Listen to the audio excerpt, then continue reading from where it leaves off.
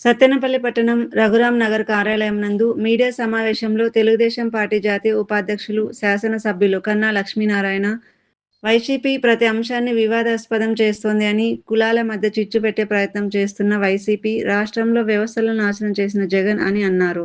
YCP హయాంలో కుల వ్యవస్థను నాశనం చేసిన జగన్, వైసీపీ హయాంలో కమ్మ కులస్తులతో చంద్రబాబుపై విమర్శలు అని అన్నారు. మీ యువజన శ్రామిక రైతు కాంగ్రెస్ పార్టీలో ఉన్నటువంటి కాపు నాయకులంతా రాజమండ్రిలో మీటింగ్ పెట్టి ఏదో కాపులు ఉద్యమం చేస్తామని చెప్పేసి వచ్చేసి విజయవాడలో మళ్ళీ మీటింగ్ పెడతాం, కలుస్తామని చెప్పిన రోజున కూడా నేను ఇంకా చాలా కేటగారికల్గా రాశాను జగన్మోహన్ రెడ్డికి ఉత్తరం. కాపులకు ఇచ్చినటువంటి చంద్రబాబు నాయుడు గారు ఇచ్చినటువంటి 5% రిజర్వేషన్ అవుట్ ఆఫ్ 10% ఈడబ్ల్యూఎస్లో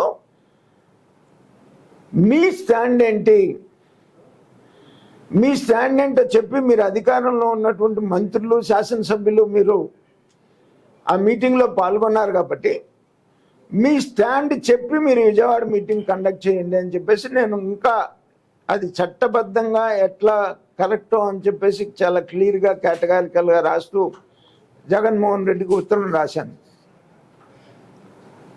దానికి కూడా రిప్లై ఇవ్వలేదు, విజయవాడ మీటింగ్ పెట్టలేకపోయారు. ద్రోహం ఏదన్నా కాపులకు చేశారు అని అంటే అది జగన్మోహన్ రెడ్డి చేశాడు, ఇవాళకి చేస్తున్నాడు. ఎందుకంటే తన కులం చేత తిట్టించు నీకు ధైర్యం ఉంటే కాపులను ముందు పెట్టేందుకు తిట్టిస్తున్నావు?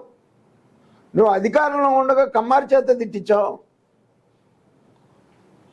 ఇవాళ ప్రతిపక్షంలో ఉండి కాపుల్ని బలి చేస్తా ఉన్నావు. ఆ రోజున ద్రోహం చేసావు, ఈ రోజున కాపులకి ద్రోహం చేస్తున్నావు జగన్మోహన్ రెడ్డి.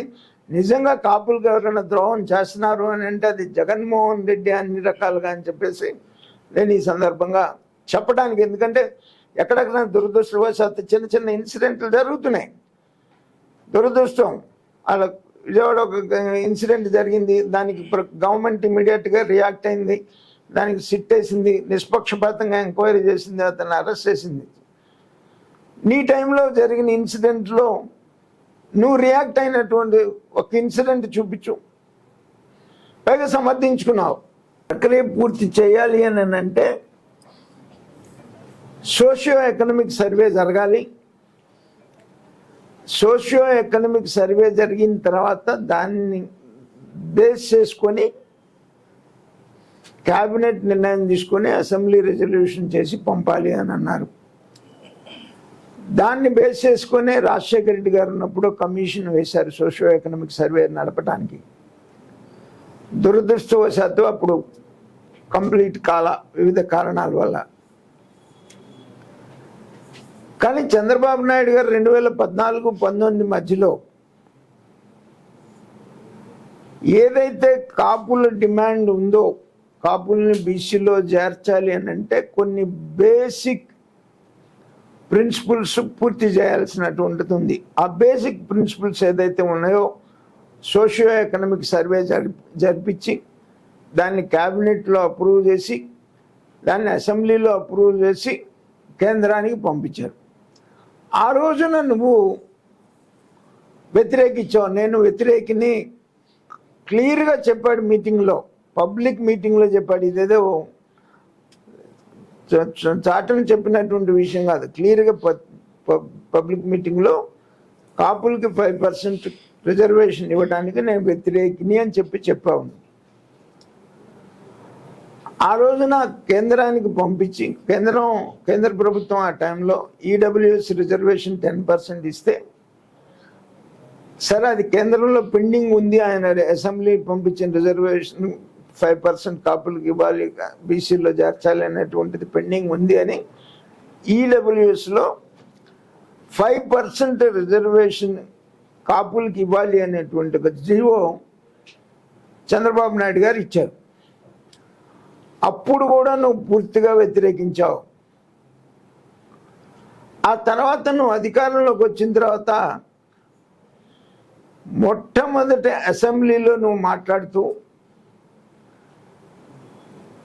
చంద్రబాబు నాయుడు గారు కాపుల్ని మోసం చేశారు, ఈడబ్ల్యూఎస్ దాంట్లో 10%లో 5% జీవో ఇచ్చి ఆ రకంగా కాపులను మోసం చేశారని చెప్పేసి నువ్వు అసెంబ్లీలో మాట్లాడినప్పుడు నేను భారతీయ జనతా పార్టీ రాష్ట్ర అధ్యక్షుడిగా ఉండి నేను జగన్మోహన్ రెడ్డికి లెటర్ రాశాను. చంద్రబాబు నాయుడు గారు ఏదైతే 5% ఇచ్చారో అది చట్టబద్ధంగానే ఇచ్చారు. కాపుల్ని మోసం చంద్రబాబు నాయుడు చేయలేదు, నువ్వు మోసం చేసి నువ్వు అబద్ధాలు చెప్తున్నావు అసెంబ్లీలో అని చెప్పేసి నేను నీకు కేటగారికల్గా లెటర్ రాశాను. క్వైరీ చేసి వాళ్ళ మీద చర్యలు తీసుకుంటున్నారు, తప్పు చేసినటువంటి వాళ్ళ మీద చర్యలు తీసుకుంటున్నారు. ఈ రకంగా లబ్ధి పొందుదాము, కులాల మధ్య చిచ్చు పెట్టని చెప్పేసి లబ్ధి పొందలేవు. ఎందుకంటే ఇవాళ రాజకీయంగా పోరాటానికి ఏం సమస్యలు లేవు. ఏ సమస్యలు లేకుండా ఎన్డీఏ గవర్నమెంట్ కేంద్రం సపోర్టుతో ఇవాళ ప్రజలకి ఇచ్చినటువంటి హామీలు 90% పైగా పూర్తి చేసి ప్రజల్లోకి 2 సంవత్సరాల పాలన పూర్తి చేసుకొని వెళ్తున్నాం. మేము ధైర్యంగా చెప్పగలుగుతున్నాం, మేము ఈ కార్యక్రమాలు చేసాం. అభివృద్ధి పరంగా కానీ సంక్షేమ పరంగా కానీ మేము ఈ కార్యక్రమాలు చేశాము అని చెప్పేసి ధైర్యంగా చెప్పుకొని ప్రజల్లోకి వెళ్తున్నాం. నువ్వు ఇవాళ ఏ సమస్య లేక ఇటువంటి కులాల మధ్య చిచ్చు పెట్టాలనేటువంటి ప్రయత్నం మంచిది కాదు మీకు అని చెప్పేసి నేను ఈ సందర్భంగా జగన్మోహన్ రెడ్డికి తెలియజేస్తా ఉన్నాను.